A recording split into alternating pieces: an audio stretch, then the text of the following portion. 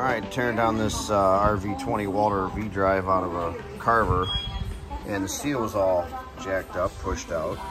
Okay, well, there's usually a reason. Well, guess what the reason is? A junk U-joint here. Look over it. See, look at that. Luckily, I didn't blow up and blow the case, so we'll put some U-joints in there while we're going to reseal her.